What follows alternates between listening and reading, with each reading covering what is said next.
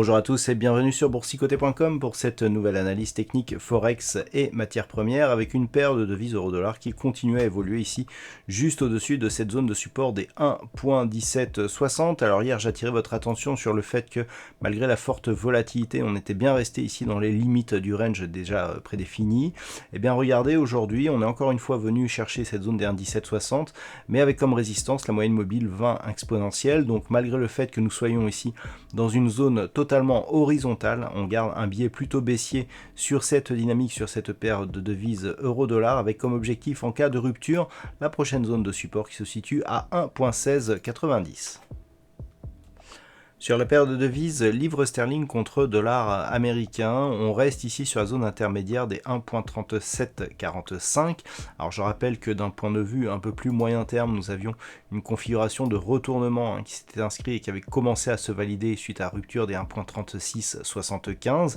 Alors cette figure n'est pas encore tout à fait invalidée. Lorsque l'on reste ici en vue daily, ce que l'on peut remarquer, c'est que suite à cette attaque, on reste encore une fois sous la moyenne mobile 20 exponentielle. Donc d'un point de vue moyen terme, la configuration est toujours en cours, surtout qu'après ici ces deux bougies de fort rebond, on a une bougie totalement hésitante pour cette journée. Alors si maintenant on repasse en unité de temps 4 heures, d'un point de vue court terme par contre on plaide pour une poursuite du mouvement haussier. Donc il va falloir arbitrer entre ces deux dynamiques. D'un point de vue je dirais global, tant que l'écho reste ici sous les 1.39, eh bien on a plutôt une perspective baissière sur la poursuite d'évolution de cette paire de devises qui pourrait s'accélérer sur rupture ici des 1.3675. Niveau d'invalidation de cette anticipation plutôt baissière se situe donc au-delà des 1.39.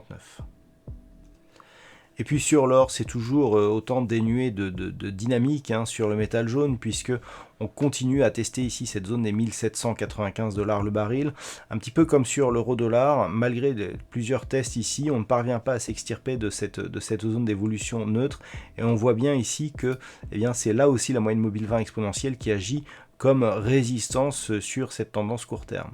Donc on est toujours ici sur cette temporisation, mais avec une prédominance plutôt baissière, et donc en cas de rupture de ce support des 1795 $ l'once, le prochain objectif se situe sur la prochaine zone de support majeure des 1758 $ l'once.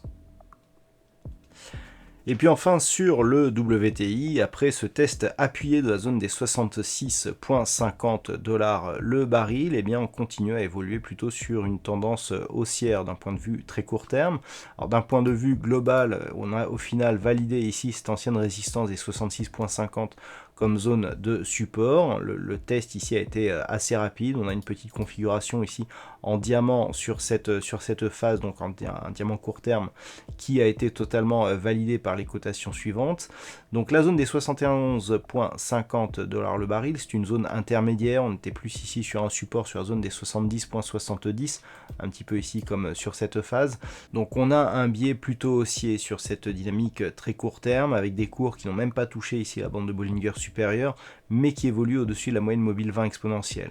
Nous avons une divergence avec ici les histogrammes du MACD, un RSI totalement neutre, donc il semblerait au final que cette dynamique de rebond soit beaucoup plus fragile que ce qu'elle ne paraît.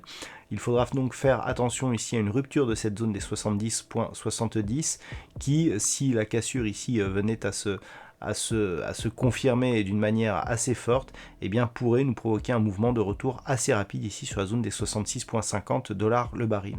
Ce n'est que sur un contact ici des 75 que l'on pourrait commencer à anticiper une poursuite du mouvement haussier sur ce pétrole WTI.